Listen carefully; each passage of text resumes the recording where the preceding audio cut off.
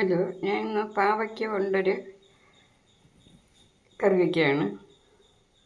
പാവയ്ക്ക ഒരു 100-150 ഗ്രാമിൻ്റെ പാവയ്ക്ക, കൊച്ചുള്ളി, ഈ വിധം കൊച്ചുള്ളി, ഇത് ഗ്രാം കണക്കിന് പറയാനറിയില്ല, എന്നാലും കാണിച്ചു തരാം. കൊച്ചുള്ളി, വെളുത്തുള്ളി, പിന്നെ ഒരു തക്കാളി ഒന്നോ, കൊച്ചു തക്കാളി രണ്ടോ, വലിയ തക്കാളി ഒന്നോ അരച്ച് വയ്ക്കുക.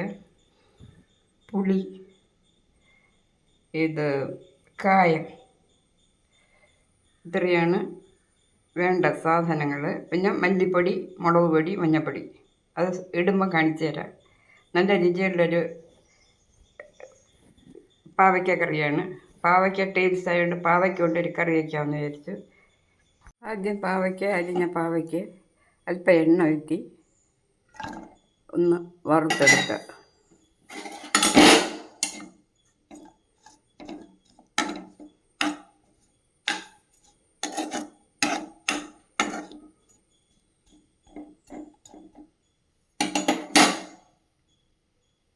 ഈ പരുവത്തിൽ ഒന്ന് വറുത്ത് കോരിയെടുക്കുക. ചീനച്ചട്ടി 2 സ്പൂണ് തേങ്ങ എണ്ണ ഒഴിച്ച് അല്പം കടുക്, ഉലുവ വറുത്തെടുക്കുക. കടുക് പൊട്ടിച്ച് കടുക് തളിച്ചെടുക്കുക. കടുക് ഉലുവ മൂത്ത ഉടനെ ഈ കൊച്ചുള്ളി, വെളുത്തുള്ളി ഇത്രയും ഇടുക.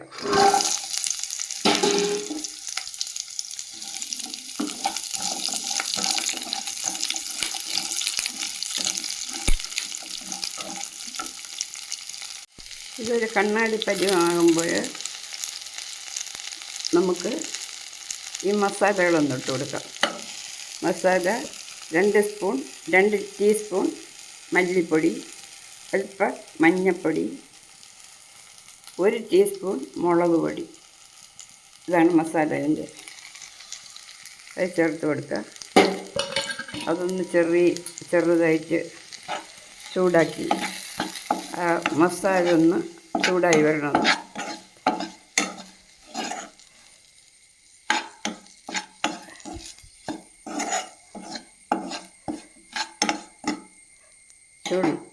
ഈ ഒരു വലിയ തക്കാളി അരച്ച് വീട്ടി കൊടുക്കണം.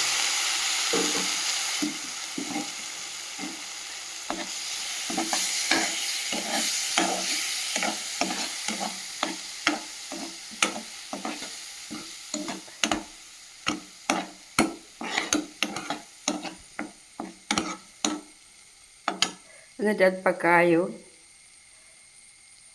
പുളി പിഴിഞ്ഞതും കൂടി ചേർക്കുക. ആവശ്യത്തിന് ഉപ്പ് ചേർത്ത് നമുക്ക് ആവശ്യത്തിന് വെള്ളം, ഒരുപാട് വെള്ളം വേണ്ട, കുറിയ പരുവത്തിലുള്ള വെള്ളം മതി.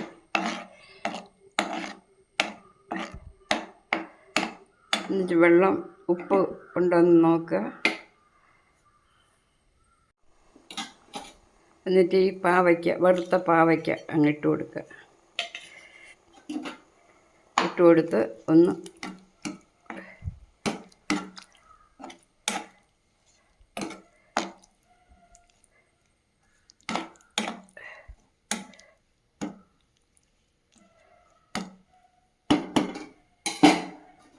ഇത് ആവശ്യത്തിന് ഉപ്പും വെള്ളവും നമ്മൾ ഓരോരുത്തർക്ക് യോജിച്ച വിധം നോക്കുക. എന്നിട്ട് നല്ല രുചിയുള്ളൊരു അമ്മച്ചിയുടെ പാവയ്ക്ക കറി റെഡി. ഇനി അല്പം ചോറും വെച്ച് ഉണ്ണണം. നിങ്ങൾ ഈ കറി എന്ത് രസമുള്ള കറിയാണെന്ന് അറിയാമോ? വെച്ച് നോക്കി അമ്മമ്മയ്ക്ക് ഫീഡ്ബാക്ക് തരിക, കൊള്ളാമോ അയ്യോ എന്ന്. ചോറ് നമ്മൾ മീൻ വെച്ച് കഴിക്കുന്നതിനെക്കാട്ടി നല്ല രുചിയായിട്ട് നമുക്ക് കഴിക്കാം. ഇത് അമ്മമ്മയുടെ പാവയ്ക്ക കറി. താങ്ക് യു മക്കളെ.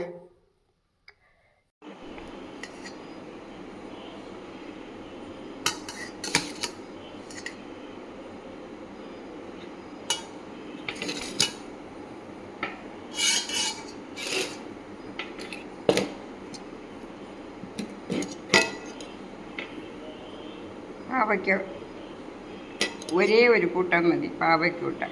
എല്ലാവരും ഇത് വച്ച് നോക്കണം. എൻ്റെ ഒരു റിക്വസ്റ്റാണ്, ഈ കറി വെച്ച് നോക്കുക. ഇത് മാത്രം മതി ചോറിന്.